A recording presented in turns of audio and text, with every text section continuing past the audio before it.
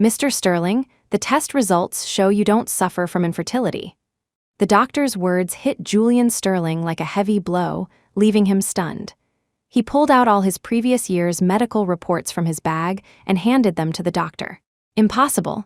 I've always had regular checkups at the private hospital affiliated with Sinclair Corp." The doctor stated briskly. "Either it was a misdiagnosis or you were given the wrong report." He quickly took out an unlabeled bottle of pills. "Could you please take a look and tell me what medicine this is?" The doctor crushed a tablet and sniffed it. "Cyclophosphamide." Relying on his limited medical knowledge, Julian instantly understood. What he had been taking for years wasn't some kind of supplement, but a drug that causes infertility. But the person prescribing it all these years was Serafina Sinclair's private doctor, Dr. Albert Stevens. A mistake like this shouldn't have been possible. A suspicion surfaced, stunning Julian for a moment. He immediately dismissed it. Impossible. In the years since their marriage, Serafina had treated him exceptionally well. 5 years ago, when he was diagnosed with infertility, Serafina not only comforted him, she also took him to an orphanage to adopt a little boy, naming him Damien Sinclair. She treated Damien as if he were her own. Serafina loved children so much. How could she deliberately give him this kind of drug? Clutching the report, Julian returned home, filled with doubt. Just as he was about to push the door open, he heard voices inside. It was Dr. Stevens, the family doctor. "Miss Sinclair, should we continue Mr. Sterling's medication?" Julian's hand froze in midair. After a long moment, Serafina's voice sounded. "Did I ever say to stop his medication? Keep prescribing it. Just be careful he doesn't find out." Dr. Stevens reminded her, "Medicine always has side effects. Are you sure?" Serafina lowered her gaze, thought for a moment, then spoke. "Only by making Julian believe he can't have children can Damien stay legitimately in the Sinclair family. He is my biological son, after all. How could I bear for him to be illegitimate?" The dread hanging over Julian crashed down. His blood ran cold, his legs gave way, and he stumbled down the steps. Just then, the nanny came from the garden with Damien. Damien burst out laughing, pointing at him. Dummy, stupid pig. Looking at the boy he had cherished, the pain in Julian's heart overshadowed the physical ache. Some underlying questions were answered in that instant. For 5 years, no matter how much he poured his heart out, Damien had never been close to him. But he and Serafina were as close as a real mother and son. Now he understood, not like a real mother and son. They were mother and son, and he, Julian, was the outsider. Serafina heard the commotion and came out, her expression changing instantly as she hurried to help Julian up and into the house. "Julian, how did you fall? Dr. Stevens, quickly check if Mr. Sterling is hurt." Dr. Stevens examined him carefully. "Mr. Sterling just has some scrapes on his knee, some topical ointment should do." Serafina finally breathed a sigh of relief. She touched his face, her expression full of concern. "Oh, you managed to trip even on flat ground when I'm not around." Julian saw no trace of calculation in her eyes, only deep affection and worry. He even wondered if what he'd heard was just his imagination. How could the woman everyone saw as the perfect wife, the ideal woman, possibly harm him? Julian grasped Serafina's hand, wanting to ask something. "Serafina, But Serafina interrupted him. "Are you almost out of your supplements? Dr. Stevens just prescribed a new batch. Make sure you take them on time, doctor." Stevens handed him the bottle, the familiar packaging and smell. It was all real. Under the immense mental blow, Julian fainted, slumping against Serafina's shoulder. In his sleep, Julian drifted back to the days just after learning about his supposed infertility. Having grown up in foster care, his greatest dream was to build a family, surrounded by children and grandchildren. He had locked himself in his room, refusing food and water, even cutting his wrist in a suicide attempt. It was Serafina who kicked down the locked door and rushed his fading body to the hospital. From that day on, Serafina stayed by his side constantly. She reassured him again and again, "I love you, Julian. I don't care if you can have children or not." When the Sinclairs heard about it, they secretly drafted divorce papers. Eleanor Sinclair, his mother-in-law, was resolute. "Our Sinclair family absolutely will not support a freeloader. $100 million settlement is enough for you to live comfortably for the rest of your life. Leave the family." It was Serafina who shielded him. If he goes, I go with Julian. Do you still want me as your daughter? Now, looking back, all that devotion reeked of hypocrisy. When he woke, the room was empty. Serafina and Damien were gone. Julian got up and went downstairs, intending to ask Serafina directly why she had deceived him. But through the half-open study door, he glimpsed a scene of familial warmth. Damien was whining, "Mommy, when can we go see Daddy? I miss him so much." Julian was confused. He was right here at home. Why would Damien say that? In the next second, Serafina provided the answer. "Didn't we agree? We visit Daddy on the 9th of every month. Tomorrow is the 9th. Just be patient for one more day." Damien pouted, dissatisfied. No, I want to see Daddy now." Serafina motioned for him to lower his voice. "Damien, be good. If Daddy Julian finds out our secret, we won't be able to see your real daddy anymore." Damien quickly covered his mouth. Serafina patted his head. "Also, at home, you call him Dad. Don't call him Dummy." The 9th? On the 9th of every month, the three of them went to the Sinclair family estate for dinner. Could Damien's biological father be at the Sinclair estate? But besides Serafina's parents, Arthur and Alina, the only other person usually there was her brother, Dominic Sinclair. The thought made Julian's scalp tingle.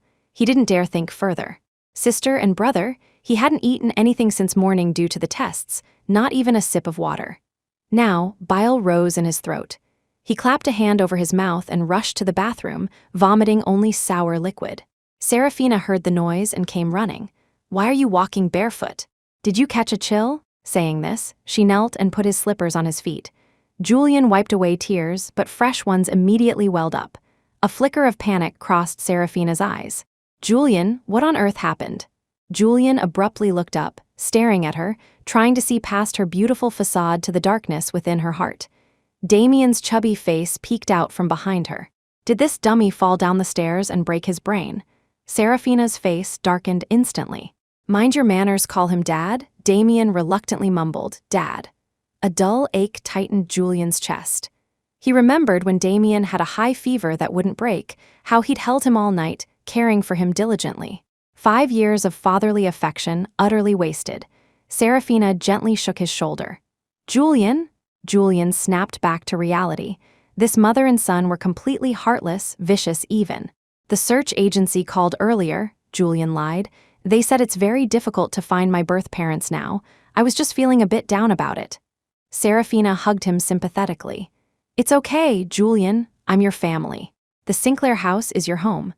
That night, while Serafina slept soundly, Julian slipped out onto the balcony.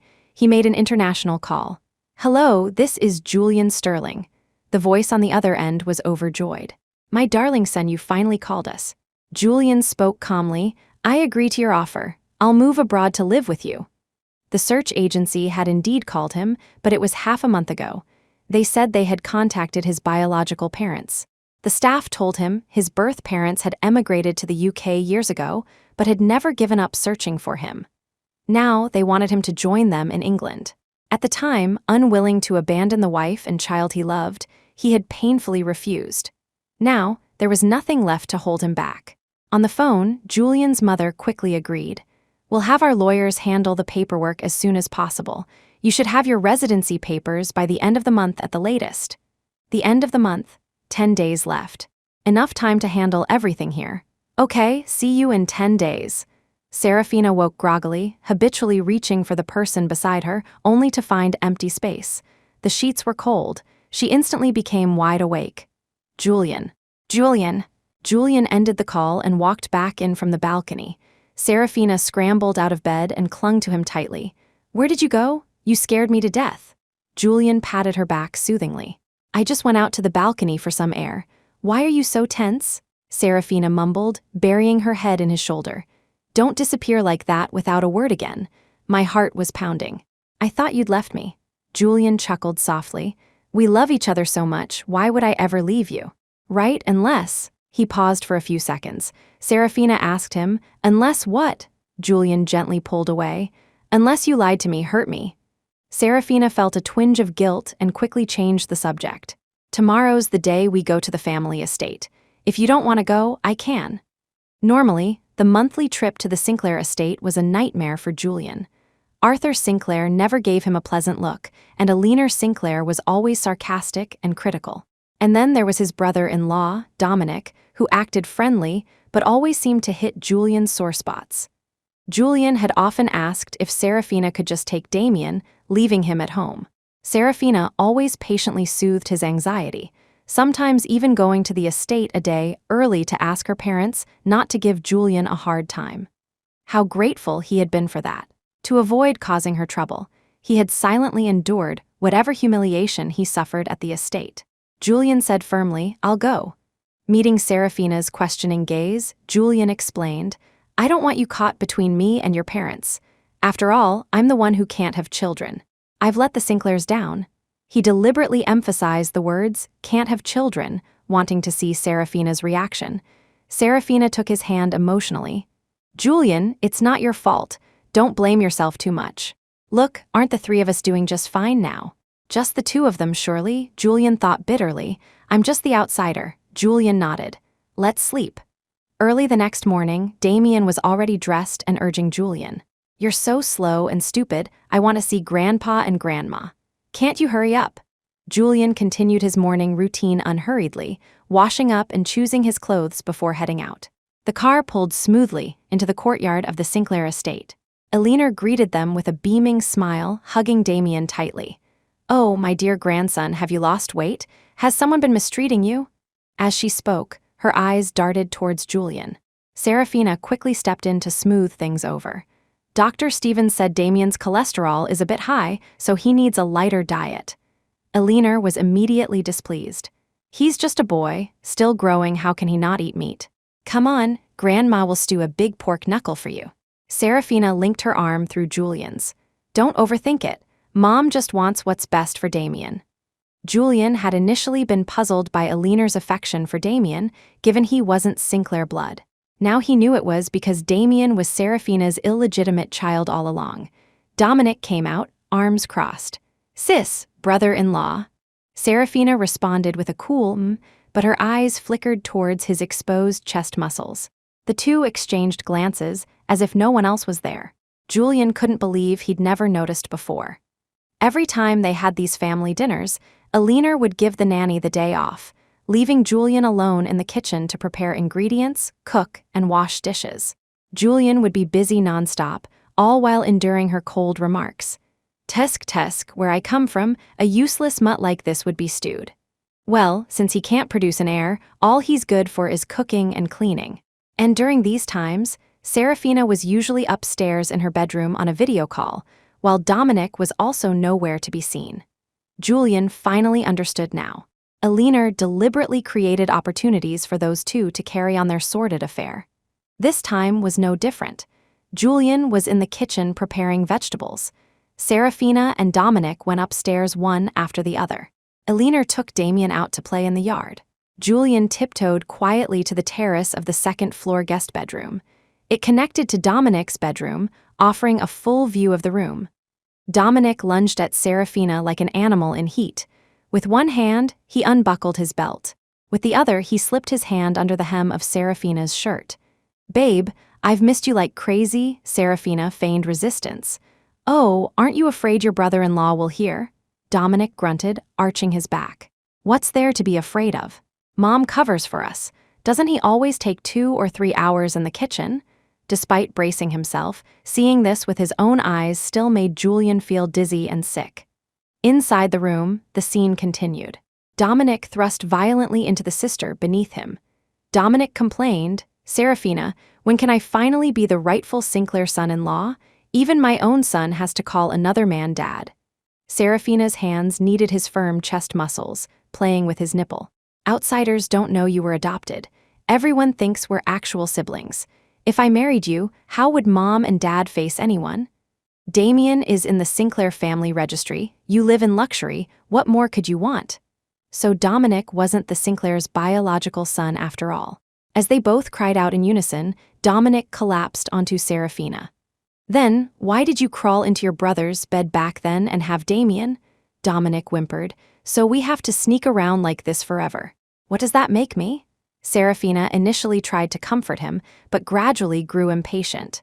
"I'm warning you, the Sinclair son-in-law can only be Julian Sterling. If you behave yourself, the Sinclair family will ensure you live in wealth and comfort for life. If you dare cause trouble or bother Julian, don't blame me for being ruthless." Dominic tried to appease her, kissing her again. "I just want to be with you all the time, sis." Desire rekindled in Serafina, and her long, pale legs wrapped around his waist. Vulgar sounds assaulted Julian's ears. He leaned against the wall, slowly sinking down, his eyes stinging and sore. This was the woman he had loved for nearly 10 years, cheating on him with her nominal brother. Even having an illegitimate child with him. Only when the food was served did Serafina and Dominic finally separate. Serafina sat down next to Julian, placing a piece of braised pork in his dish. "You worked hard, honey," Dominic dripped with jealousy. "Brother-in-law is truly blessed, unlike me all alone." Julian saw Dominic's foot under the table, stroking Serafina's bare calf. Suddenly, the braised pork on his plate seemed greasy and repulsive. He discreetly pushed it aside. Damien stuck close to Dominic, calling him uncle repeatedly. "Uncle, eat some meat. Uncle, have a chicken leg." Julian watched coldly, then remarked casually, as if thinking aloud. "Look how close Damien and Dominic are, almost like a real father and son." His words silenced the dinner table. Serafina's face turned cold. "Julian, what nonsense are you talking?" Julian forced a smile. "Just kidding." "Why so serious?" "Makes it sound like it's true." The rest of the meal passed with everyone harboring their own thoughts. After dinner came the customary Sinclair family lecture. Eleanor took the tea Julian offered and took a sip. "Do you know what a man's greatest failure is?" Julian stood aside, hands clasped. "Not having children of his own blood." Eleanor nodded, satisfied. "At least you know your place. If Serafina hadn't pleaded for you back then, you wouldn't have been allowed to stay in the Sinclair family." Before she could continue, Julian interjected. "So I should be eternally grateful, cherish Damien, be filial to my in-laws, right?" Eleanor was momentarily speechless. "All right, you can go." Julian numbly returned to the living room. Serafina had been called into the study by her father and hadn't come out yet. In the living room, Dominic was watching TV with Damien. Dominic crossed his arms. Well, finished with the lecture so quickly today. Mom must be getting old and soft-hearted, tolerating a useless mutt in the house who only knows how to bark." Damien tugged at his sleeve.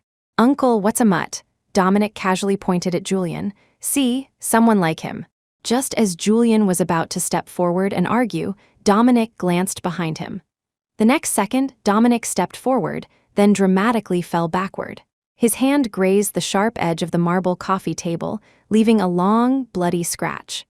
Serafina rushed over, shoving the stunned Julian aside, and helped Dominic up. "Dominic, are you okay?" Dominic whimpered pitifully. "I just wanted to comfort brother-in-law, tell him not to take Mom's words to heart. Who knew he'd take his anger out on me?" Serafina glared fiercely at Julian. Dominic meant, "Well, why are you so aggressive? It's a fact you can't have children.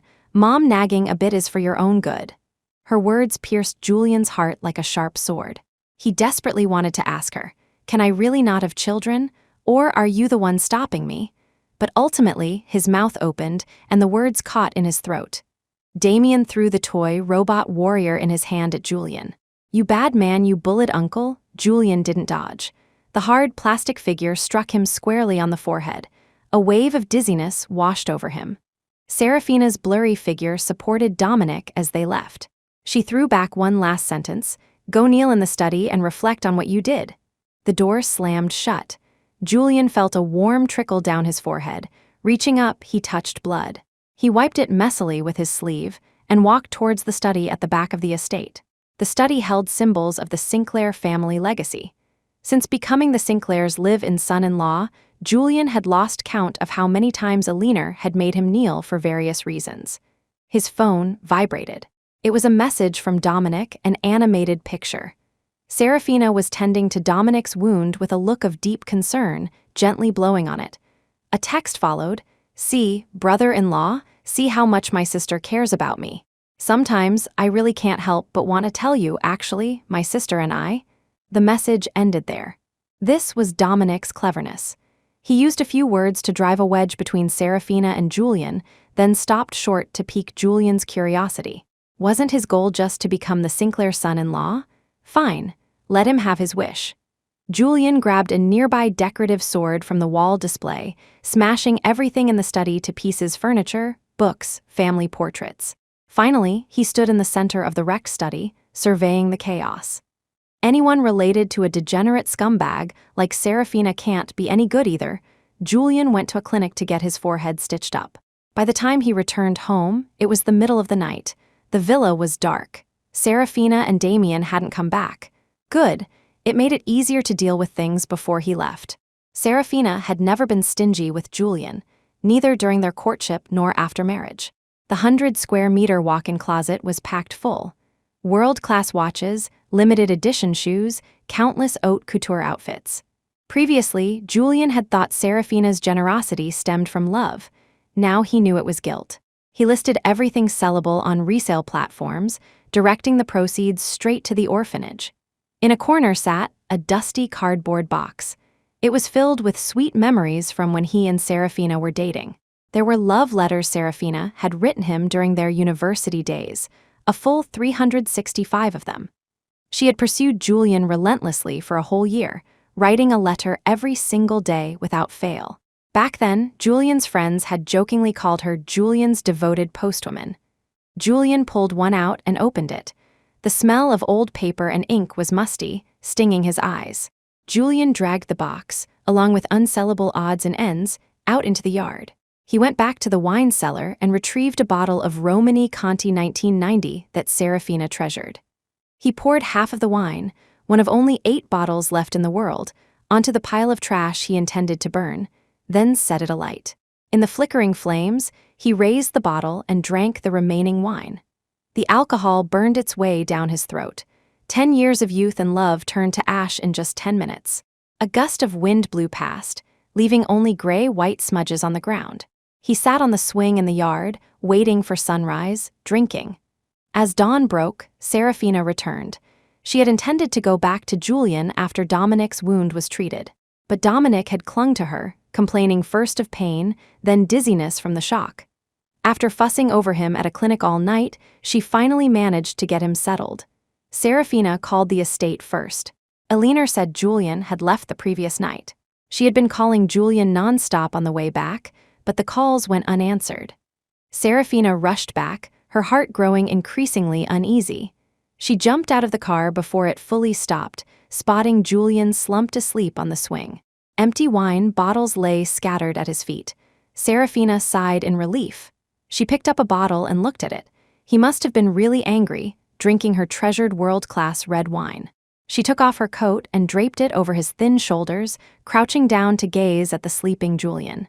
He seemed to have lost a lot of weight. His once slightly rounded face was now gaunt.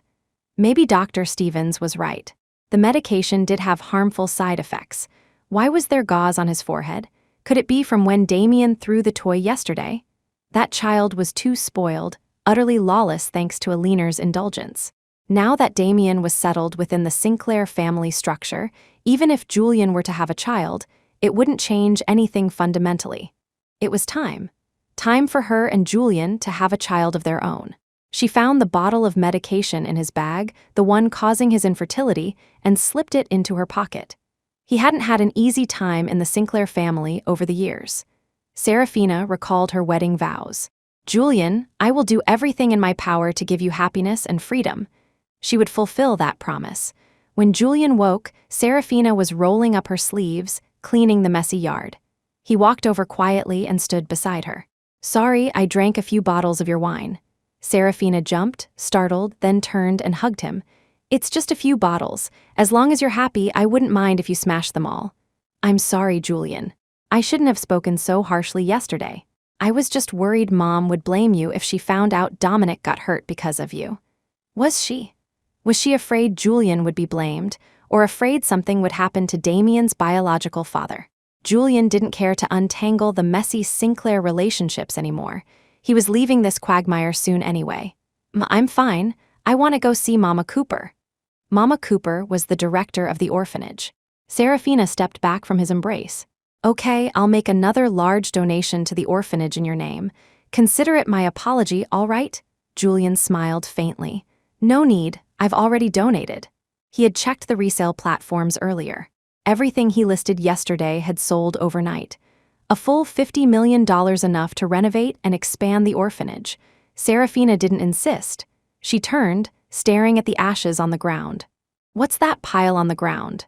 Did you burn something? Just some useless trash. Serafina had her assistant buy a truckload of supplies and send them to the orphanage. Julian was going to say goodbye to Mama Cooper. Once he went to the UK, he probably wouldn't ever come back. After hearing his story, Mama Cooper's expression changed. Did that Sinclair girl do something to wrong you? Julian lowered his head, silent. Mama Cooper sighed. Go, my dear boy, don't worry about me here. Serafina came over after unloading the supplies. Where are you going? Julian and Mama Cooper exchanged a look, smoothly changing the subject. We were just going to give presents to the children. Serafina took Julian's hand. Then I'll come with you. Just as the three were about to leave, a car pulled up in front of them. Dominic Sinclair stepped out, dressed in a Chanel suit and Valentino leather shoes. He pinched his nose in disgust, deliberately revealing the Rolex on his wrist. Doing charity work without me? Philanthropy is my passion. Dominic pushed past Julian and put his arm around Serafina's waist. Serafina seemed to forget Julian and Mama Cooper behind them, walking ahead with Dominic. Your injury hasn't healed yet. Why are you running around? If Mom finds out, she'll nag again. Dominic leaned heavily against Serafina. The moment I received the watch you ordered for me this morning, all the pain disappeared. Thanks, sis. Saying this, he stood on tiptoe, completely ignoring the others, and kissed Serafina's cheek.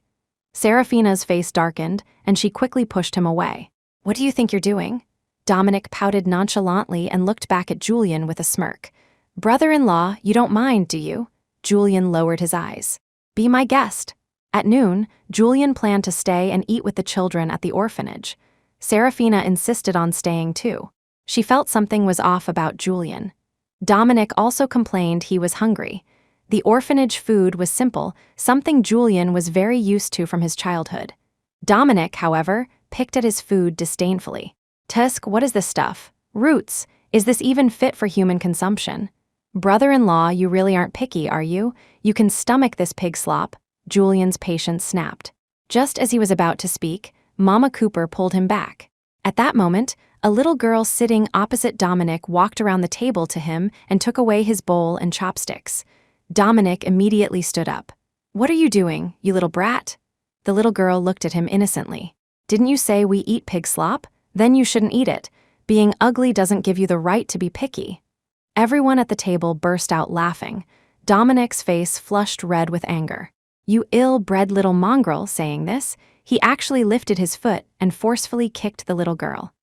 The girl was only 6 or 7 years old. She couldn't withstand the blow from his pointed leather shoe. She fell to the ground, clutching her stomach in pain. Dominic Sinclair, Julian could hold back no longer.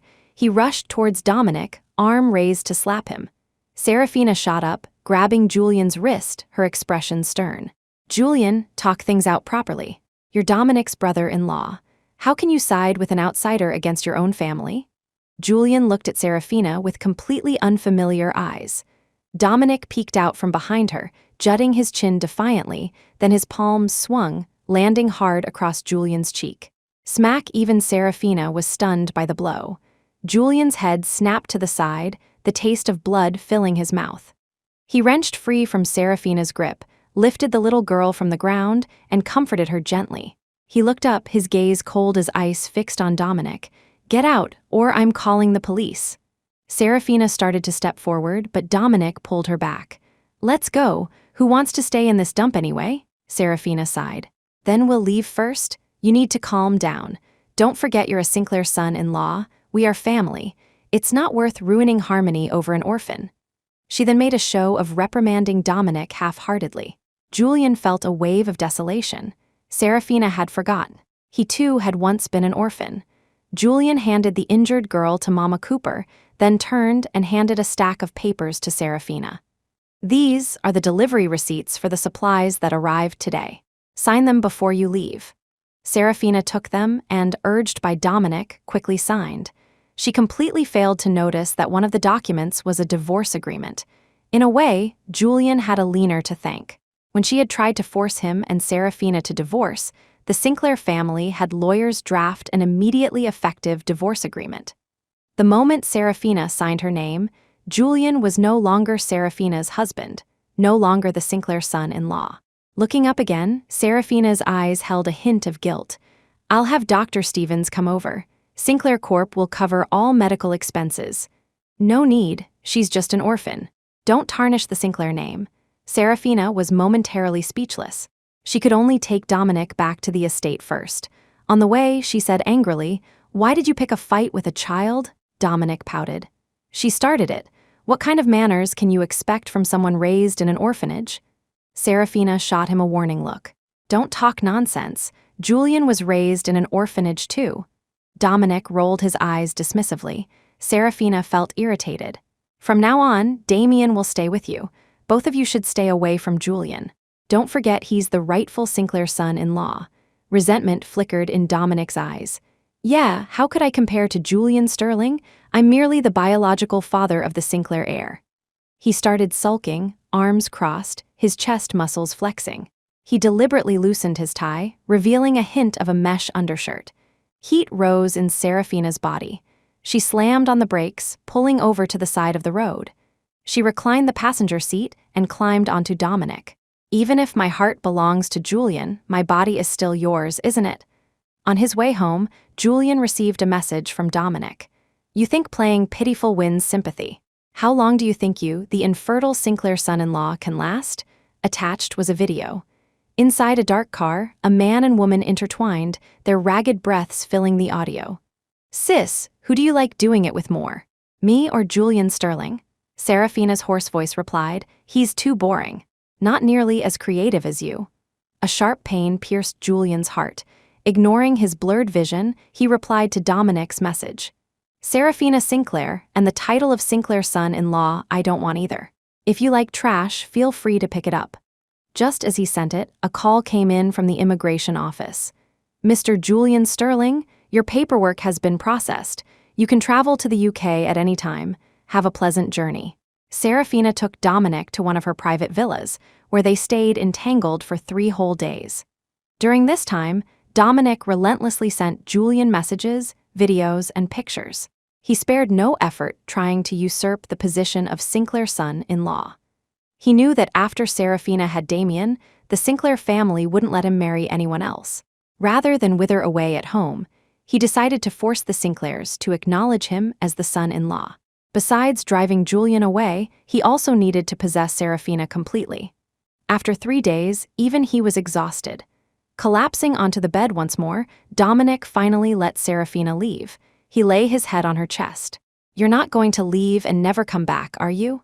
Serafina replied weakly. "From now on, let's just be brother and sister again. But you are Damien's father. Even if Julian and I have children in the future, Damien will still be the eldest Sinclair grandson. He won't lack anything he's entitled to." Dominic asked tentatively, "Are you really planning to have kids with that man?" Serafina frowned slightly in displeasure. "Call him brother-in-law." "What do you mean, that man?" She pushed Dominic away and turned on her phone. Strangely, apart from a few work messages, there wasn't a single message from Julian. A sudden panic seized her. At the orphanage that day, Serafina felt Julian had embarrassed her in front of others, so she had spoken harshly without thinking. A couple of days ago, the nanny had called specifically to tell her, Mr. Sterling didn't look well when he got home. He locked himself in his room and refused to eat. Could something happen? Serafina, busy with Dominic at the time, had replied, "He has no parents, no home. Where else can he go besides the Sinclair family? He's just throwing a tantrum. He'll calm down and come back when he's thought it through." Over the years, she had learned his patterns.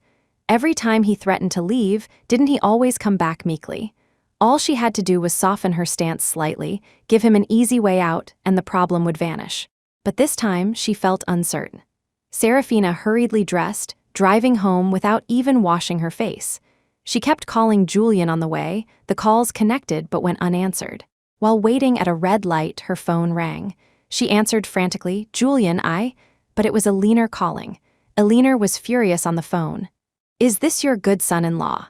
Fine, he can't have children, but just because I said a few words to him, He smashed up the family study. Get over here, quickly, your father is so angry his heart condition is flaring up. Serafina had no choice but to turn around and head back to the Sinclair estate. Before she could even park, Arthur Sinclair unleashed a torrent of abuse. The Sinclair family must have had terrible luck for 8 lifetimes to get a son-in-law like this. Entering the study, Serafina froze. The Sinclair family heirlooms and portraits were smashed and scattered. The number you have dialed is switched off. Please try again later. Listening to the cold, mechanical voice on the phone, Serafina clenched her mobile tightly. She sent Julian a voice message. You've gone too far this time. Get back to the estate immediately and kneel to apologize to Mom and Dad. Otherwise, I'll really have to seriously reconsider whether our marriage should continue. The message vanished into silence, like a stone dropped into the ocean. Serafina floored the accelerator, drove back home, and kicked the door open. Julian Sterling. The moment she stepped inside, Serafina froze. The huge villa was empty, echoing her voice. Even the wedding portrait that had always hung in the center of the living room was gone. Only a large, stark white patch remained on the wall, clashing with the surrounding paint. The unease that had been building for days amplified infinitely in that moment. Serafina's voice trembled as she called out again, her tone completely changed. Julian? The nanny came in from the backyard. Madam, Mr. Sterling came back 3 days ago. But he only stayed for half an hour, then left with a suitcase in a black van. He hasn't returned. Serafina felt her head spinning. She ran over and grabbed the nanny's collar, her eyes bloodshot from days of exhaustion. Why didn't you tell me immediately that Mr. Sterling left with a suitcase? The nanny stammered, terrified by her menacing expression. I did call you. Didn't you just say he looked unwell? The nanny waved her hands, explaining, I called you right after Mr. Sterling left, but the young master, Mr. Dominic, answered the phone. He said you were sleeping. I told him Mr. Sterling had left, and he said he would pass on the message. Dominic? Serafina released the nanny. That bastard, how dare he answer my phone? She turned and pointed at the blank space on the wall. What happened to the wedding photo? Mr. Sterling said it was dusty and took it down to clean it in the bedroom. Serafina rushed up to the second-floor bedroom. The door was slightly ajar. Serafina pushed it open with trembling hands. The bed was neatly made. She stood at the doorway, suddenly afraid to enter. The bedroom layout was simple. She scanned the room but didn't see the wedding photo. Serafina let out a sigh of relief. Maybe Julian really had just taken it down to clean. But then, she suddenly spotted the edge of a picture frame sticking out from under the bed. Serafina's legs gave way. She crawled over and dragged the frame out. The 2-meter-tall wedding portrait had been cut in half with scissors. Julian's half was gone, leaving only Serafina's solitary figure. She belatedly realized that the entire villa no longer carried Julian's scent. Ding-dong. The doorbell rang. Serafina stumbled to her feet and rushed to the door. It must be Julian. The door opened to reveal a mail carrier. Mail for you, please sign here. Serafina couldn't remember expecting any mail. She scribbled a signature and tossed it onto the shoe cabinet in the entryway. She sank onto the sofa, head in her hands. Did Mr. Sterling say where he was going before he left? The nanny glanced at her face and spoke cautiously. No, he didn't say anything. He just asked me to burn these. I haven't had a chance yet. She handed Serafina a stack of papers. Serafina took them, flipping through page by page. The further she read, the deeper her despair grew. They were all of Julian's medical reports from the past few years. Each page stated, Patient Julian Sterling exhibits insufficient sperm production or transport. This was all a charade orchestrated by Serafina. She had instructed the Sinclair-affiliated hospital to falsify Julian's medical reports, to make Julian believe he had a physical problem and couldn't have children normally. All these years, she knew how desperately Julian wanted a child of his own. Yet she had so cruelly deceived and hurt him. Tears dripped onto the white carpet, spreading into ugly stains. She immediately called her assistant. Use all available resources, find Mr. Sterling at all costs, but the assistant delivered another stunning piece of news. Miss Sinclair, just moments ago, $100 million was transferred from the company account. Was this authorized by you? Serafina was bewildered. Under what grounds was it transferred? The assistant paused for a moment before replying. Divorce asset division.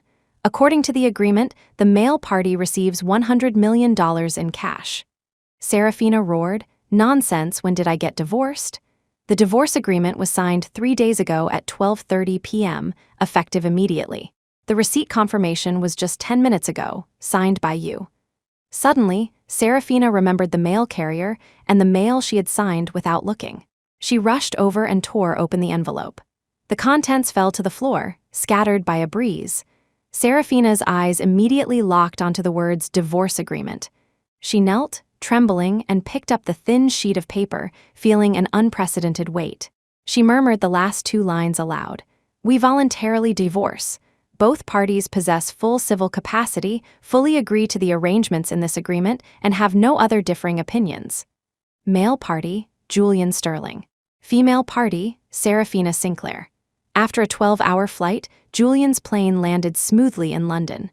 Exiting the airport, a black Rolls-Royce Cullinan was already waiting. Seeing him, a driver in a black suit respectfully approached and bowed. "Good day, young master. I am the Quinn family driver. You can call me Leo." Julian nodded.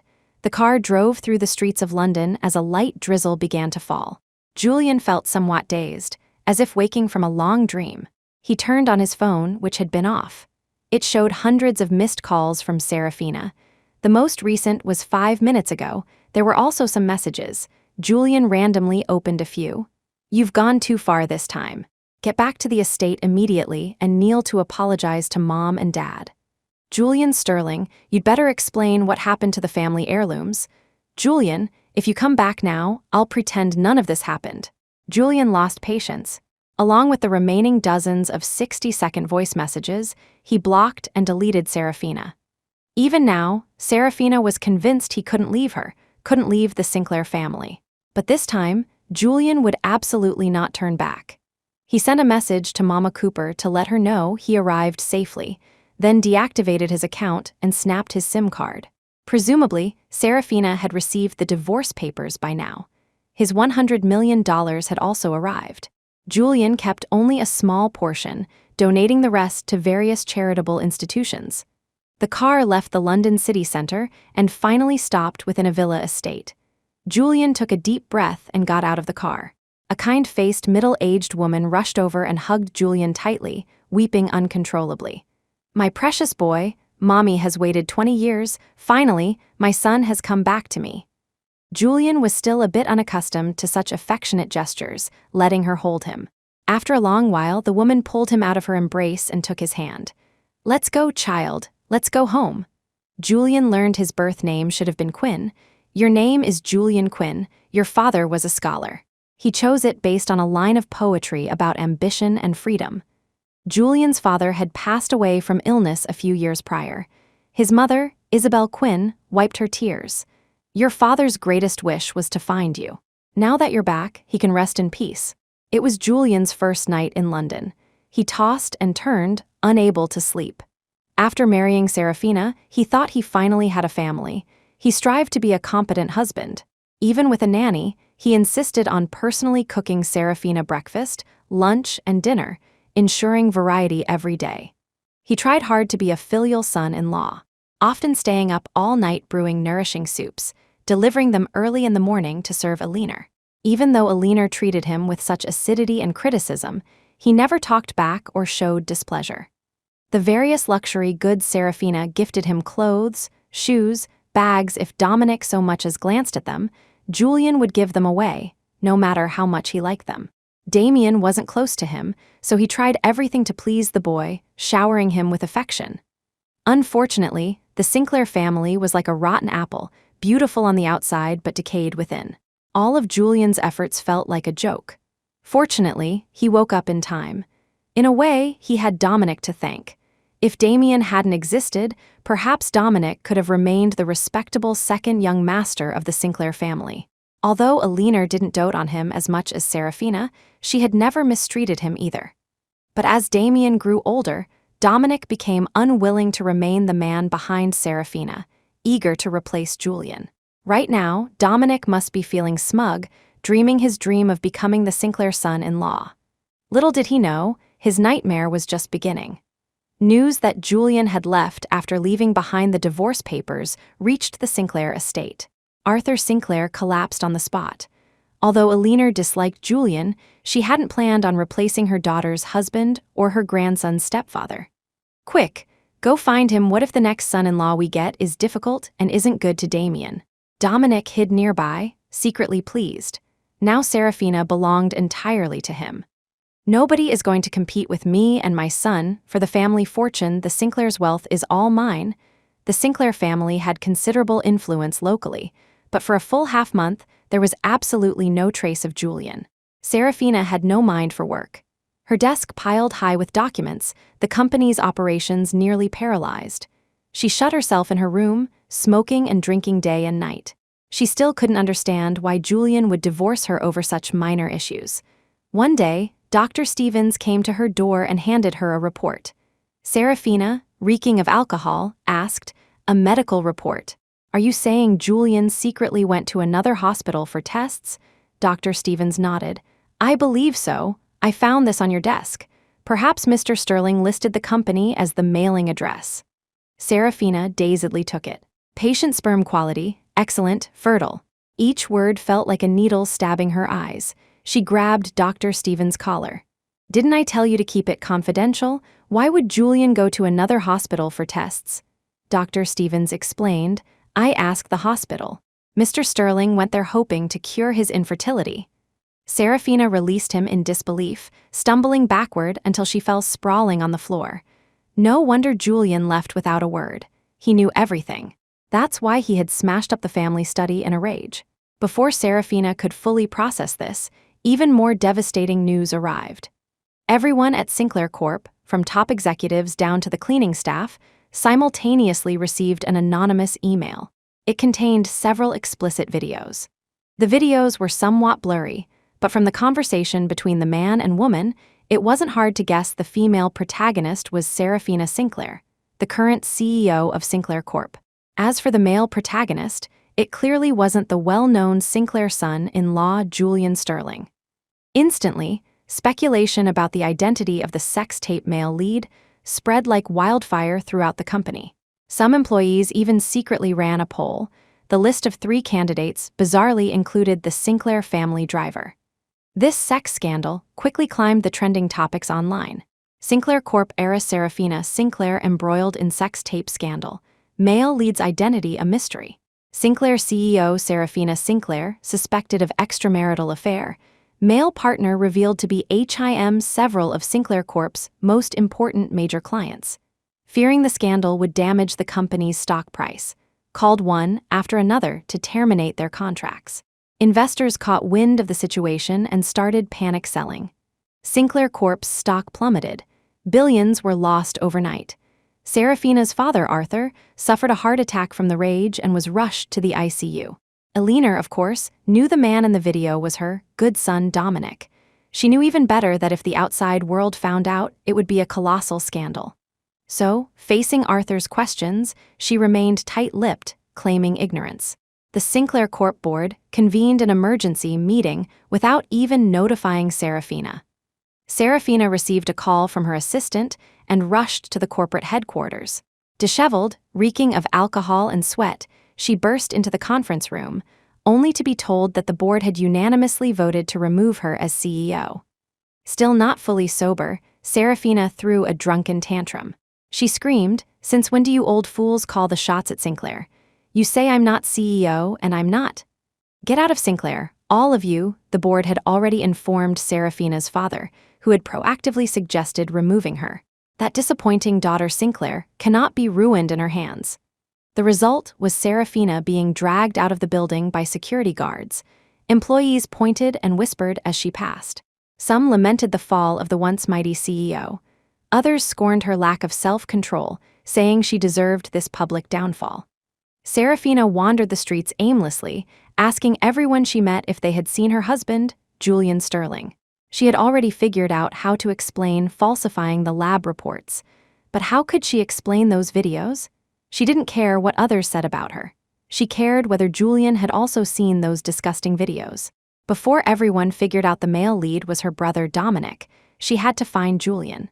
Serafina didn't know yet that Julian himself was the source of those video emails.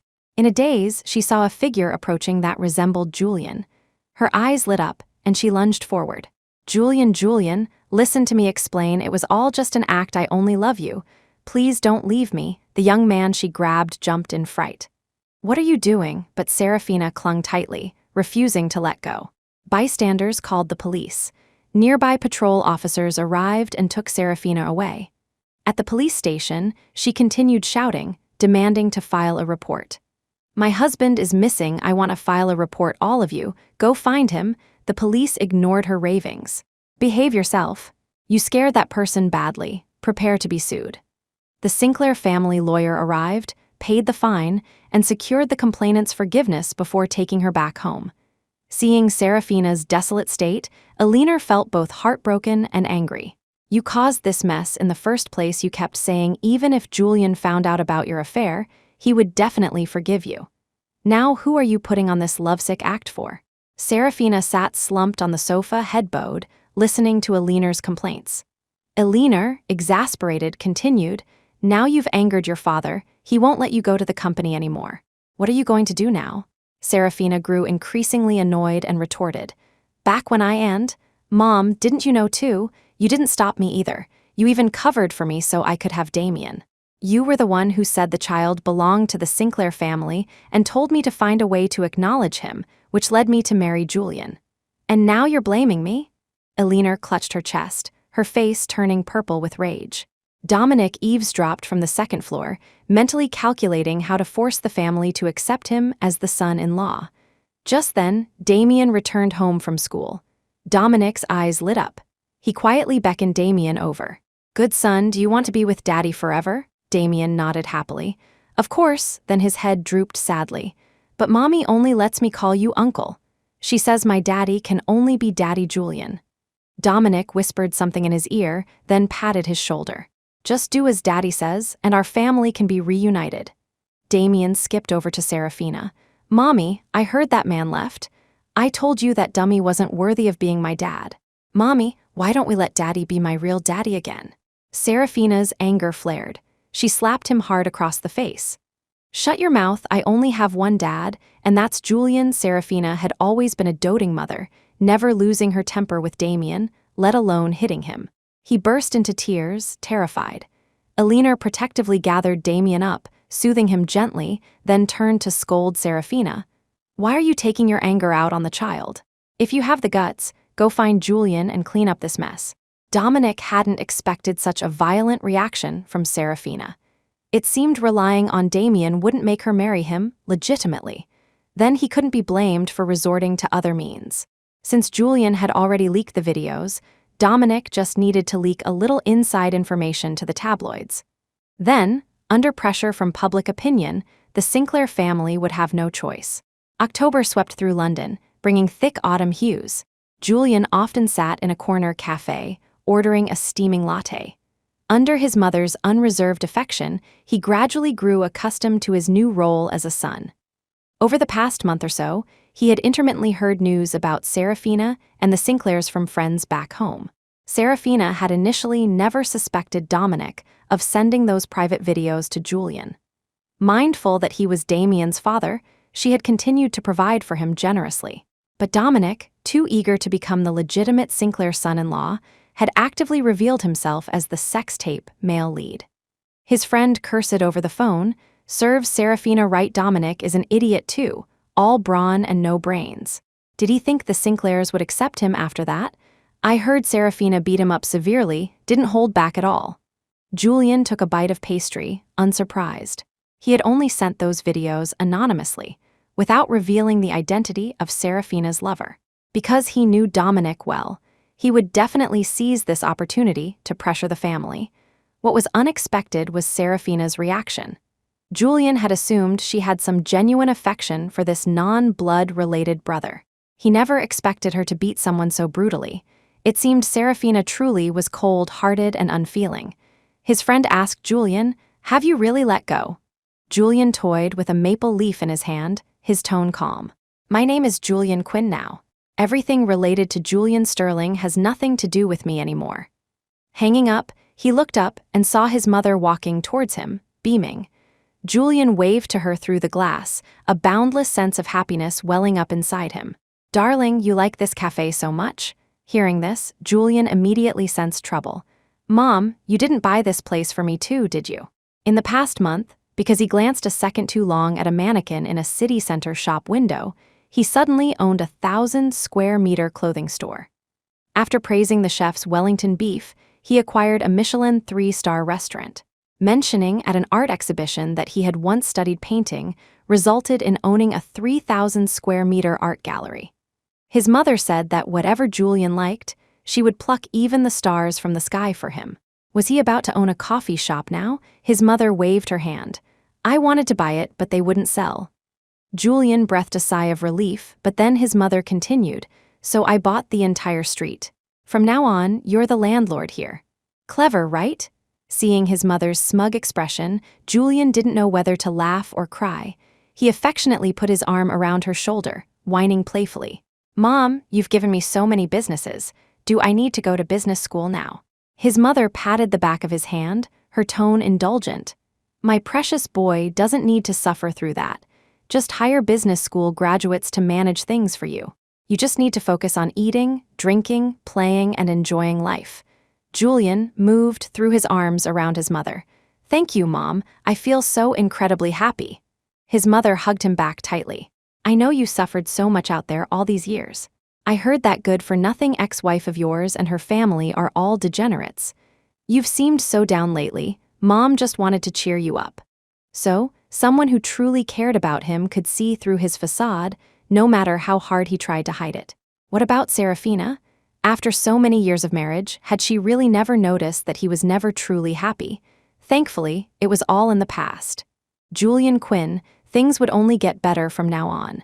Dominic secretly contacted several media outlets, outing himself as Serafina's lover. "I am the video male lead you've all been searching for." He waited smugly for the media exposure, reveling in his impending status as Sinclair's son-in-law.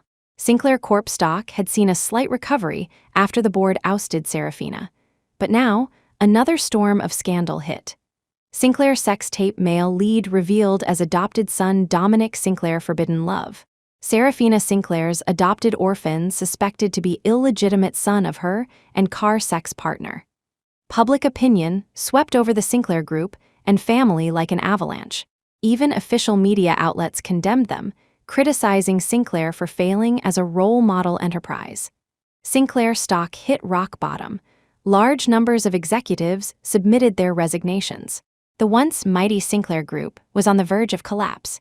Paparazzi camped outside the Sinclair estate with long lenses, waiting for a response.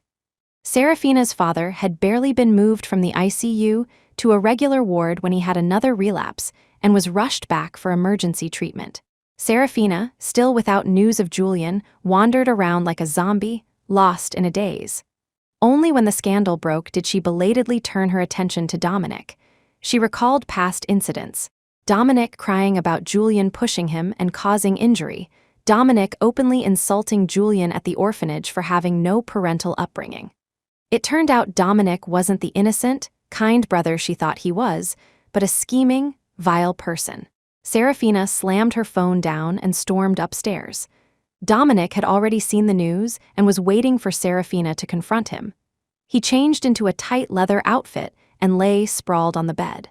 Seeing Serafina burst in, he immediately sidled up to her. "Sis, do I look good in this?" His eyes were seductive as he hooked his hands around Serafina's neck.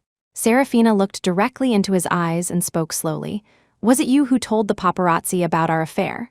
Dominic showed no panic, completely oblivious to Serafina's fury. He slowly shed his clothes, his hand reaching for Serafina's waist.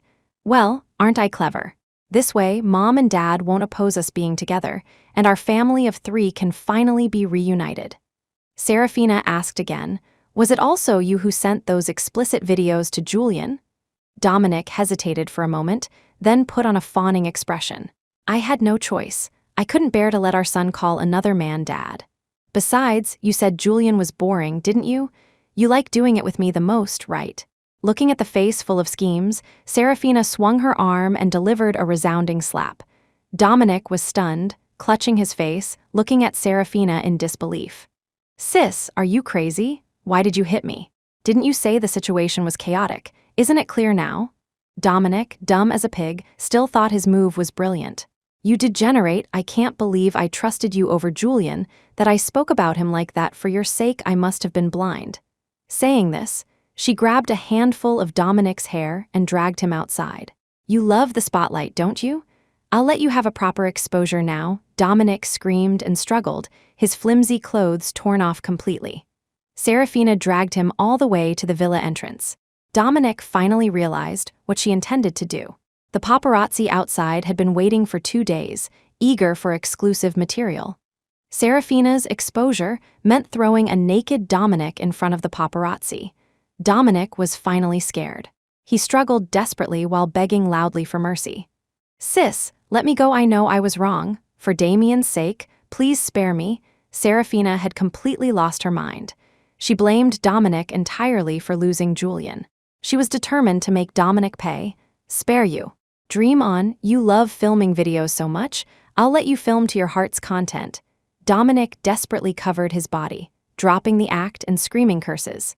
"Serafina Sinclair, you two-faced hypocrite, you think I forced Julian away? He divorced you because he was disappointed in you." Humiliated and enraged, Serafina kicked Dominic hard. He grunted in pain. "Shut up, you bastard. I'm going to avenge Julian when he sees your disgusting state in front of the camera. He'll surely forgive me." She kicked the door open and dragged Dominic into the middle of the yard before letting go. "Paparazzi, quick, expose this shameless bastard who seduced a married woman." She signaled the gate guard to open the gates. A swarm of paparazzi rushed in, surrounding her and Dominic. The clicking of shutters drowned out Dominic's screams and curses. Damien returned home from school and walked over, looking puzzled. "Daddy." Damien dropped his backpack and rushed towards the curled-up Dominic on the ground. "Daddy, why are you lying on the ground? Get up." A paparazzo recognized him as the child Serafina and Julian had adopted from the orphanage. So the news was true. This child is the illegitimate son of Serafina and Dominic. The cameras turned towards Serafina standing nearby. "Is this your child with your brother?" Serafina hadn't expected the paparazzi to turn on her. Her face instantly paled. She stammered at the cameras, "He's just the child my husband and I adopted. I don't have an illegitimate son." Despite her vehement denial, the next second Damien turned and hugged her legs. "Mommy, quick, save Daddy. He's not wearing clothes. He must be freezing." Humiliated and enraged, Serafina kicked Damien away. "Spawn of sin, what nonsense are you spouting? Your father is Julian Sterling. How many times do I have to tell you?" Damien burst into loud wails. "He's my daddy. That dummy isn't my daddy. Mommy, you told me to keep it a secret and not let anyone know, remember?" Serafina's face turned ashen. She had intended to use this opportunity to clarify her relationship with Dominic and seek Julian's forgiveness, but events had spiraled out of her control. Serafina rushed towards the cameras. "Julian, it's not true. Julian, listen to me. He's not my son." Serafina was incoherent, frantic. One moment she claimed Damien was Dominic's child with another woman, the next that he was an orphan from the orphanage. Eleanor saw the situation worsening, grabbed a nearby mop, and started chasing the paparazzi away. "Get out, how dare you spread lies, how dare you slander me," but as the saying goes, it's easier to invite the devil in than to send him away. The paparazzi weren't about to let go of such a bombshell story. Serafina's every word and action were being broadcast live on short video platforms. The stream instantly flooded with hundreds of thousands of viewers. The comments section was even more spectacular. "Did I hear that right? Sister and brother messing around and they have a kid? Holy crap, even novels don't dare write this stuff. Rich people really play rough. I always thought Serafina had those man-eater eyes. And she had the nerve to play the devoted wife before. Tooey. I actually bought Sinclair stock once. I feel dirty."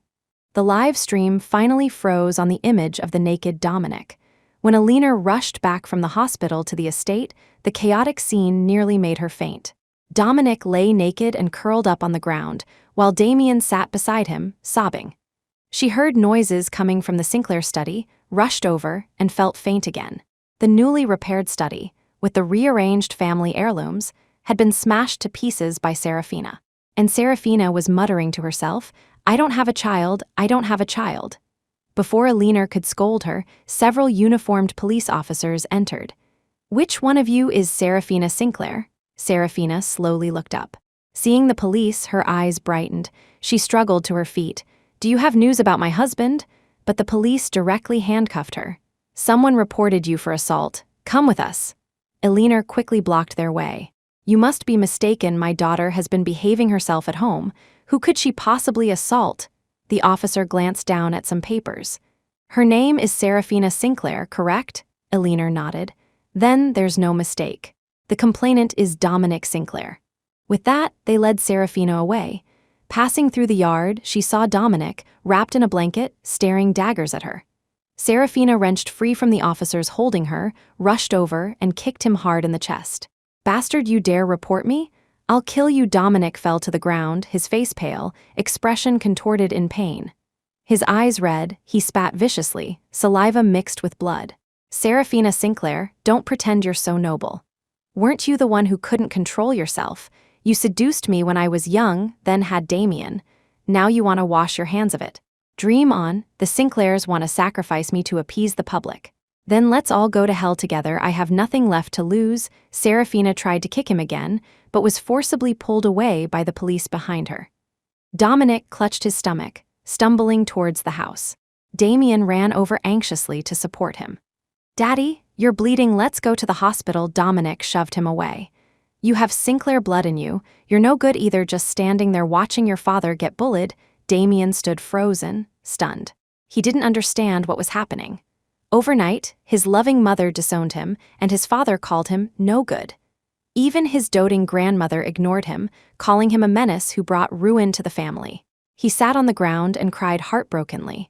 In the middle of the night, Dominic writhed in bed with severe stomach pain, vomiting blood several times.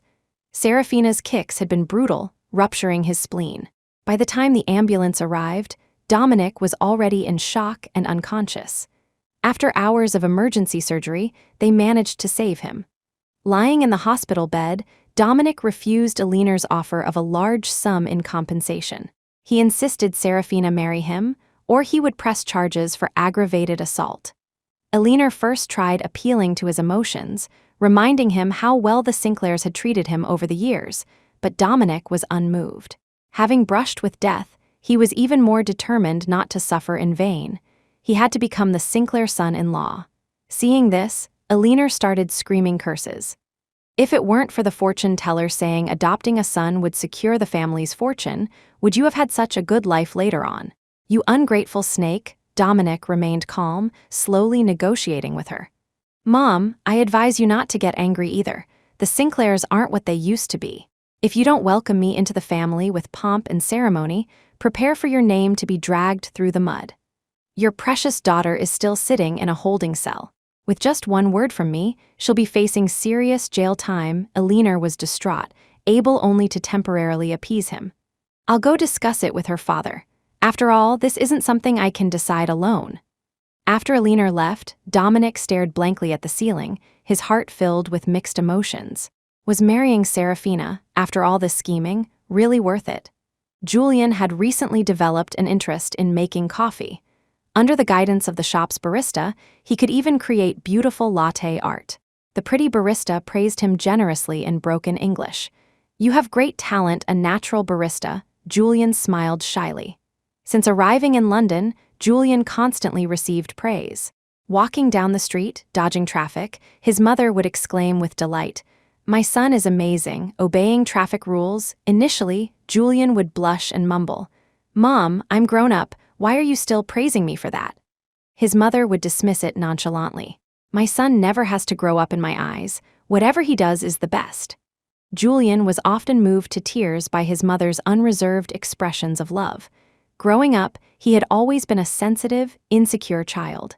Children raised in foster care often develop people-pleasing tendencies. When he was with Serafina, Julian felt deeply insecure. But Serafina always comforted him. "Julian, I love you, not your background." But later, wasn't it precisely because she knew Julian was alone and dependent, certain he wouldn't leave the Sinclair family, that she hurt him? Eleanor always belittled and criticized him. No matter how hard he tried, the best he got was a lukewarm, passable as a Sinclair son-in-law. Now, with his mother, he truly felt what unconditional love was. That evening, Julian and his mother sat on the balcony watching the moon, listening to her stories about how she and his father started from scratch in London. At an emotional point, his mother held his hand. As your father and I saw our business grow bigger and bigger, people around us advised us to have another child or adopt one. But your father and I both refused. We always felt in our hearts that our son was waiting for us somewhere, that he would definitely come back to us. Julian squeezed his mother's hand back tightly. I always believed I would find my parents too. I'm so grateful to fate. Even after suffering hardship, it finally returned my parents to me. Mother and son held each other close, savoring the happy moment. Julian's phone rang. It was a video forwarded by a friend from back home. In the video, a haggard-looking woman accused her brother of seducing and deceiving her. On the ground lay a naked man. If not for the caption, Serafina Sinclair, Dominic Sinclair, Julian would hardly have recognized the emaciated woman as Serafina. She mumbled his name incoherently. Julian, listen to me. A message from his friend followed. A reporter friend told me Serafina got arrested. Her brother reported her. She's finished this time. Serves her right. Julian casually sent his friend a selfie he had just taken with his mother. Look at the London moon. Not as round as back home, but with Mom by my side, I'm very happy. His friend replied with a crying with emotion emoji. Just as Julian was about to put his phone away, an unfamiliar number from back home called. Julian answered, "Hello, Julian Quinn speaking." The call was from a hospital nurse, saying Mama Cooper was seriously ill. We found a note with your phone number in the patient's coat pocket, labeled son. Julian quickly asked about Mama Cooper's current condition. The patient's condition is stable for now, but it would be best if you could come over to discuss things with the attending physician in person. After hanging up, Julian discussed it with his mother, and they immediately booked 2 plane tickets back. His mother patted his hand. Mama Cooper is a good person, she'll definitely be all right. Mom will go back with you to see her. Don't worry, Julian nodded. If Mama Cooper pulls through this time, I'd like to bring her here to live with us. Is that okay? His mother smiled lovingly and nodded. Of course it is.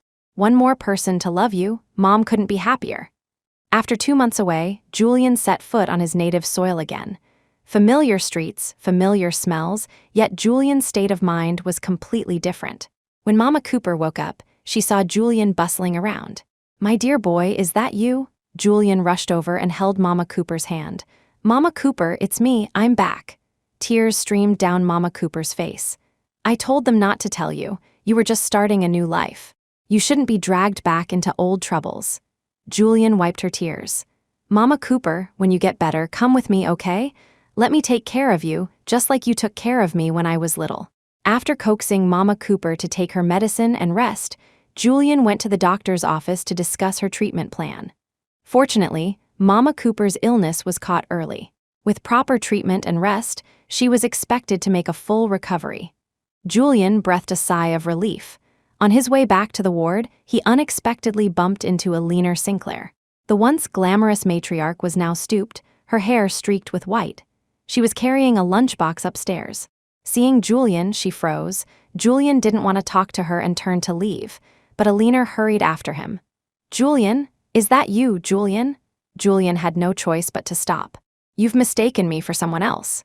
Eleanor looked him up and down suspiciously, feeling he looked like Julian, yet different. The young man before her was radiant and full of vitality, completely lacking Julian's former meekness. While Eleanor hesitated, Julian slipped past her and returned to the ward.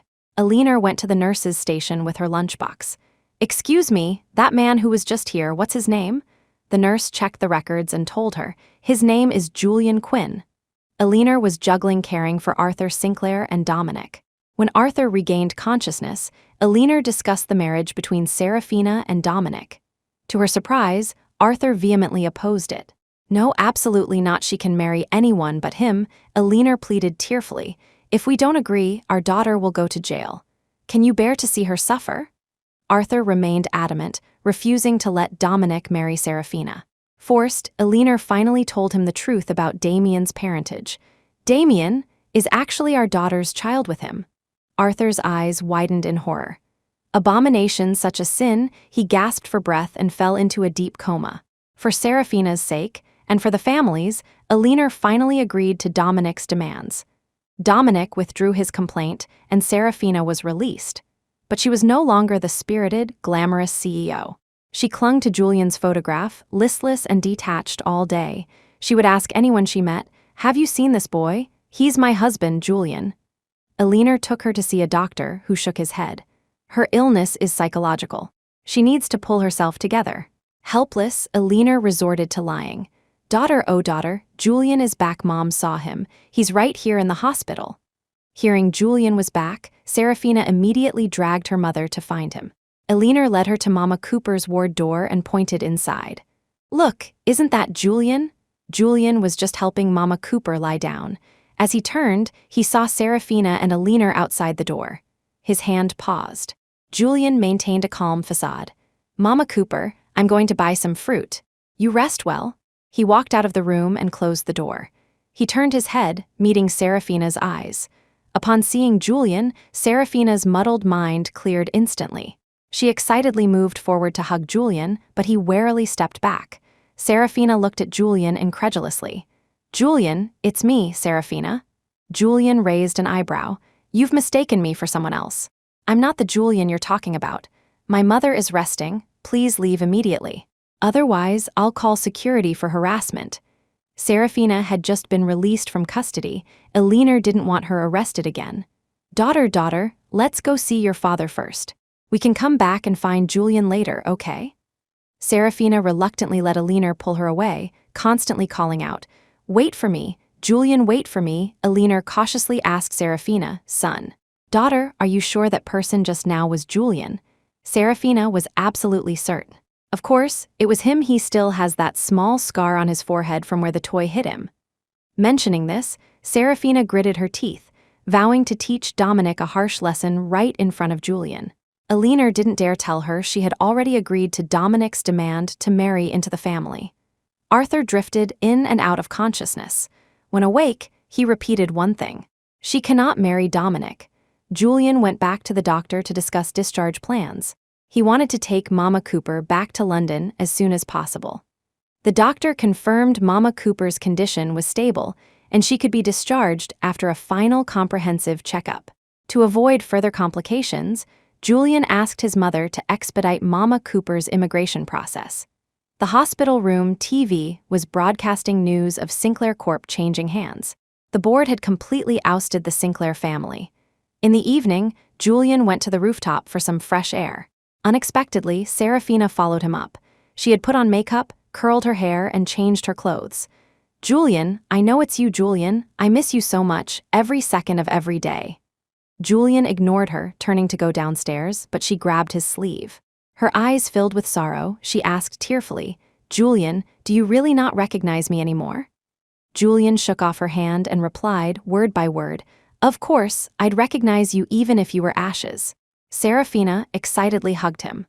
"I knew you recognized me. I knew you couldn't bear to leave me." Julian truly wanted to pry open her head and see what kind of sludge filled it. Could she not hear the utter disdain in his voice? Julian broke free. "Seraphina Sinclair, the divorce agreement was perfectly clear. We are no longer husband and wife. So please, stay away from me." Even now, Seraphina believed that no matter what she did, Julian would unconditionally forgive her. "Julian, I know I was wrong. I shouldn't have falsified your medical reports. Julian, let's have a baby. Didn't you always want a child?"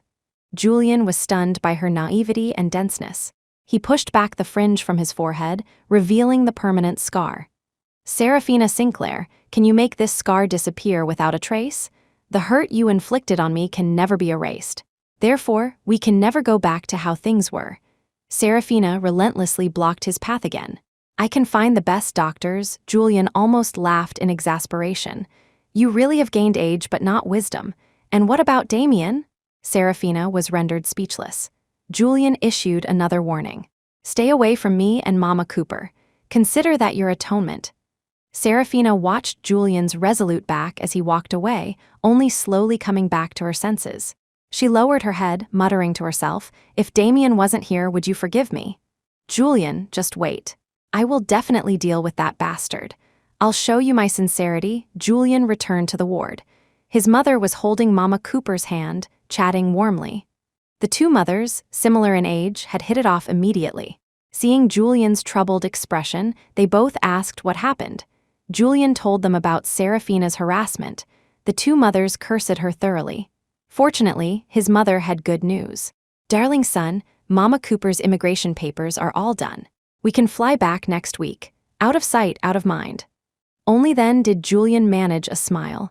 Serafina was like a demon, seeing her brought back the nightmarish past, so he wanted to leave as soon as possible. Unexpectedly, Dominic had overheard the conversation between Serafina and Alina and learned that Julian was back.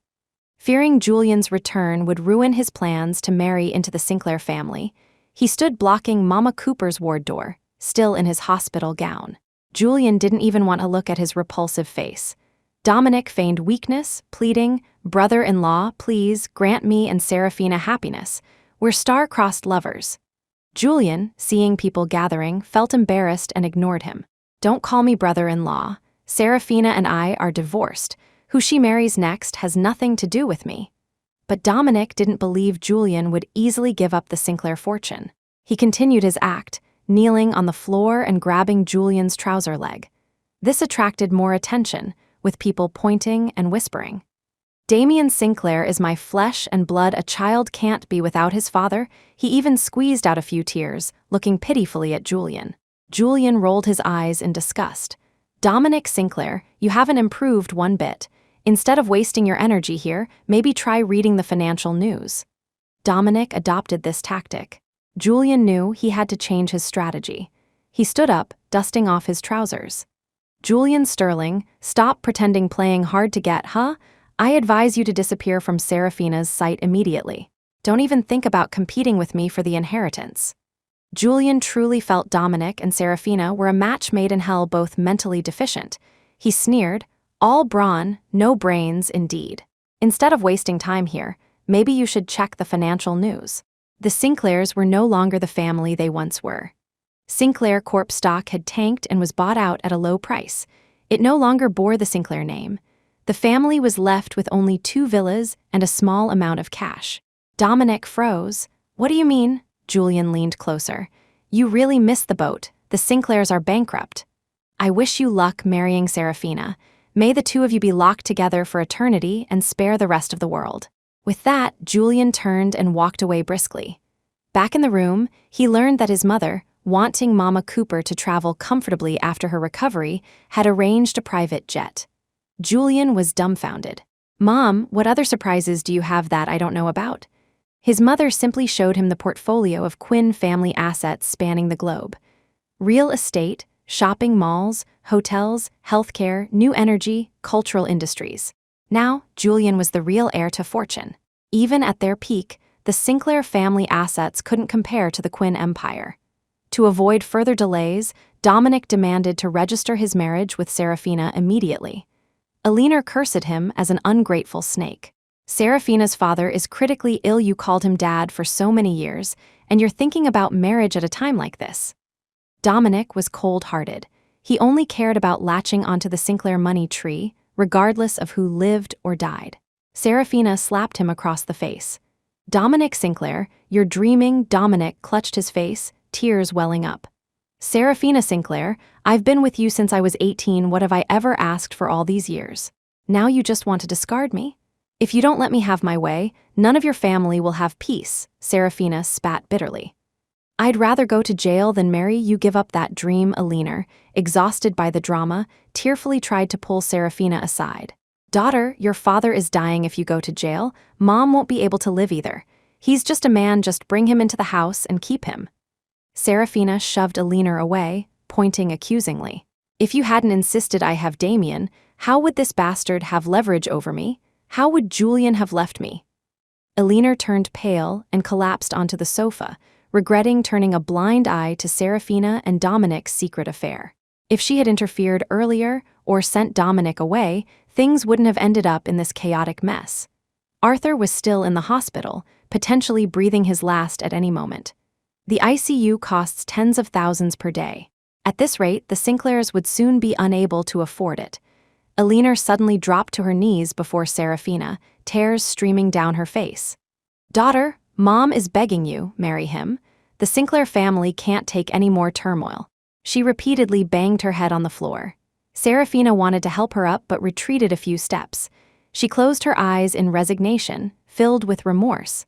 Dominic stood with his arms crossed, watching the show with amusement.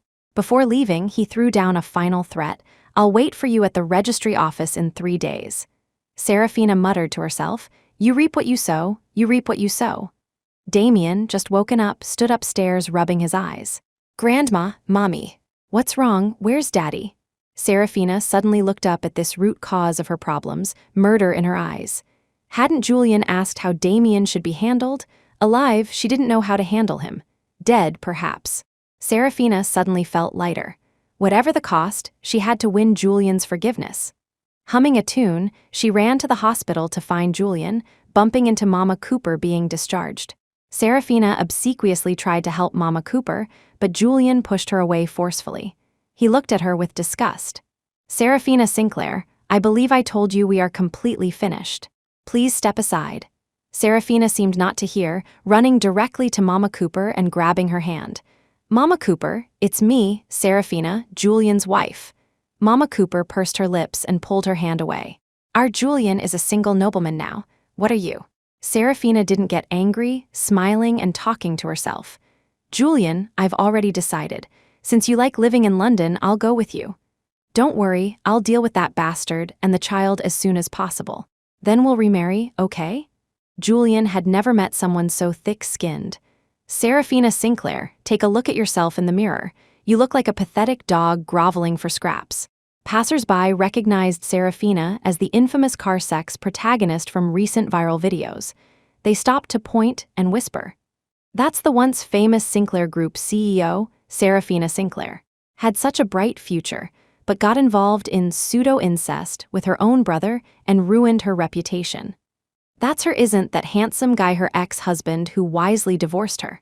Leaving a toxic woman really is like being reborn." Hearing these words, Serafina's face flushed red, then turned white. The Julian before her had shed his underlying insecurity, becoming confident and generous. He wore an expensive, well-tailored suit that made him look even more handsome and dashing. In contrast, Serafina's dress was urined and wrinkled. She had lost a frightening amount of weight recently, no longer the walking mannequin she once was, but rather rattling inside her clothes. Her sunken cheeks and the bluish tinge under her eyes made her resemble an addict. Just then, Julian's mother arrived in her car to pick them up. She stood protectively in front of Serafina, looking this awful ex-daughter-in-law up and down. "So you're my precious boy's good-for-nothing ex-wife?"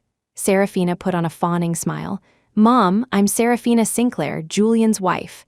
Julian's mother pursed her lips. I'm certainly not your mother. Don't call me that." "Tusk, tusk, tusk, my son must have been truly blind to fall for an ugly hag like you." She turned to Julian and Mama Cooper. "I've booked the biggest hotel in the city. Let's celebrate Sister Cooper's discharge today, and also," she glanced at the uncomfortable Serafina standing before them, "celebrate my son, Julian Quinn, escaping a toxic woman and embracing a new life." Serafina stood frozen, eating exhaust fumes. Inside the car, the three of them burst into laughter. Isabel was still furious, cursing Serafina. "What nerve daring to call me Mom? Is she worthy?" Mama Cooper sighed. "I watched her date and marry Julian. Never realized she was such a terrible person." Before the car had gone far, they heard shouting from behind. It turned out Dominic had followed Serafina to the hospital and witnessed her chasing after Julian. Furious and exasperated, he ran up to Serafina, throwing a tantrum. "Everyone, look, this is the woman who seduced me when I just turned 18, had my child, and then abandoned me. Expose her." Serafina, embarrassed, tried to pull him away. "Can you stop making a scene in public?" Dominic snorted coldly. "Serafina Sinclair, you think I'm embarrassing? You clinging to Julian Sterling like a dog, isn't that embarrassing?" Serafina dragged and pulled Dominic into her car. Mama Cooper lowered her head, thinking for a moment, then suddenly remembered something. I thought that Dominic looked familiar last time. I remember where I saw him, Julian quickly asked. I heard he was adopted by the Sinclairs. Was he also from the orphanage? Mama Cooper shook her head.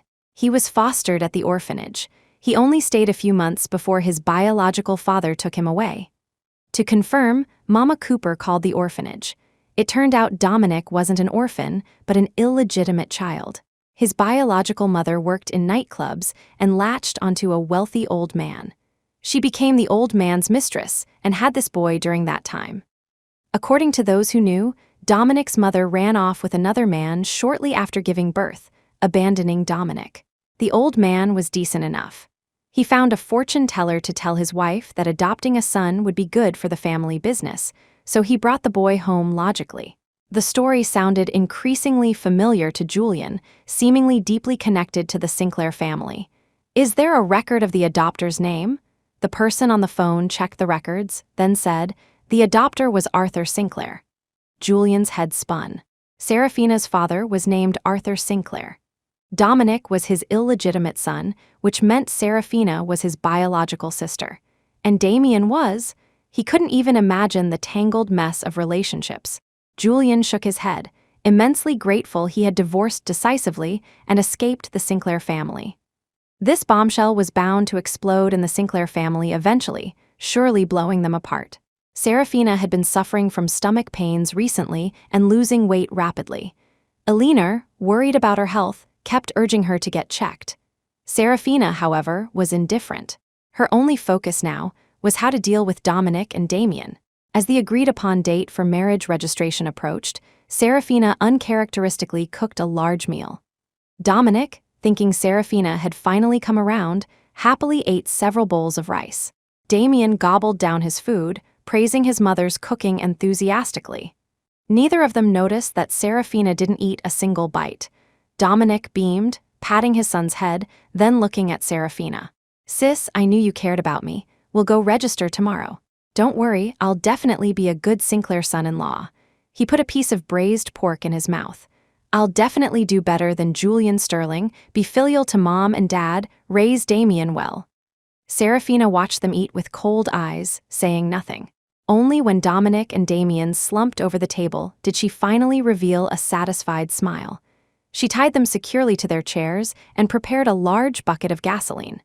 Then, she dialed Julian's number. Julian, come to the Sinclair estate. I'm going to kill Dominic and Damien right now. Come see with your own eyes how much I love you. Julian was shocked by her madness. Seraphina, why can't you understand? The reason we ended up here has nothing to do with anyone else. You betrayed our relationship. Even if you really killed them, what would it change? Seraphina had completely lost her mind. She screamed into the phone, Julian, if you don't come, I'll burn this place down. No one gets out alive. The call ended. Julian immediately called the police, explaining the situation clearly. Mr. Quinn, it would be best if you came with us to try and calm her down, prevent Miss Sinclair from doing anything drastic. Julian's mother and Mama Cooper insisted on accompanying him, worried Seraphina might harm him. Inside the hospital, Arthur Sinclair finally regained full consciousness. Tears streaming down his face, he confessed the foolish things he did years ago. Dominic, he was born to that dancer. To give him the Sinclair name, I randomly hired someone to pose as a fortune teller. Seraphina and Dominic can't get married, their biological siblings, full siblings. This bombshell completely shattered Eleanor, who had been holding on by a thread. She pounded Arthur's chest fiercely with her fists.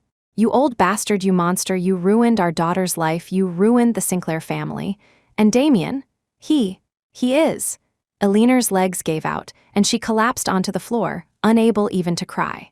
Her moment of weakness, her failure to stop Seraphina's recklessness, had ultimately led to this irreversible situation. Just then, the ward door opened. Uniformed police officers walked in. Are you Seraphina Sinclair's parents? Please come with us. Eleanor, still reeling from the shock, frantically grabbed an officer's hand. She stammered, asking what happened.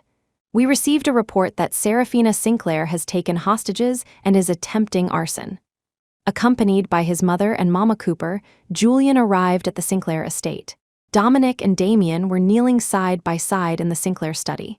Serafina sat on a chair by the entrance. All three were soaking wet. Serafina toyed with a lighter in her hand. Seeing Julian, her eyes instantly lit up. "Julian, you came, I knew you would come." Serafina had carefully applied makeup, even using foundation to hide the dark circles under her eyes. She had even changed into the wedding dress she wore on her wedding day. Unfortunately, she was too haggard. No amount of makeup could conceal the lifelessness in her soul. And the expensive gown, stored for years in the dark depths of a closet, emitted a pungent, musty odor. Serafina pulled out the matching suit jacket from behind her and tossed it to Julian, her eyes pleading. "Julian, quick, put it on. Let's go kowtow to the Sinclair ancestors, tell them we're not divorced." Julian picked up the fallen jacket. The expensive fabric was covered in yellow stains. With just a slight tug, the imported material ripped open. Julian sighed. "Serafina, clothes that are old and torn should be thrown away." Serafina's eyes turned bloodshot. "It can be mended or we can buy a new one." "Serafina, stop this nonsense." Julian cut her off. "Before any real harm is done, let them go. Look forward, Serafina." Serafina threw her head back and laughed, tears streaming down her face. "I don't want to look forward, I want to go back," she talked to herself, recounting memories of their relationship, from dating to marriage. The lighter in her hand flickered on and off. She ignored the police negotiators' calls. When she mentioned how she saved Julian from his suicide attempt, she tearfully begged him. "Didn't you say I saved your life, that you'd stay with me forever? Why did you break your promise? Why did I want to die back then? You know better than I do. Everything was fake. How can you demand I be real?" Serafina's head drooped dejectedly. I'm sorry, can you forgive me? My name is Julian Quinn now. I can forgive you." Hearing this, Serafina jumped up happily. "Really? Then can you come back to me?" Julian shook his head. "I don't have the right to forgive you, to forgive the Sinclair family on behalf of Julian Sterling. He suffered so much. I shouldn't take away his right to hate." Serafina closed her eyes in despair. When she opened them again, they were filled with resentment. She rushed towards Dominic, kicking and punching him. Dominic howled in pain. Damien cried and tried to intervene, but was kicked down by Serafina. Damien, only 7, took the full force of the blow and lay motionless on the ground. Dominic screamed and lunged forward, cradling his son. Damien, Serafina, you beast, he's your son, how could you do this?" "I'll kill you," Dominic charged forward, grappling with Serafina.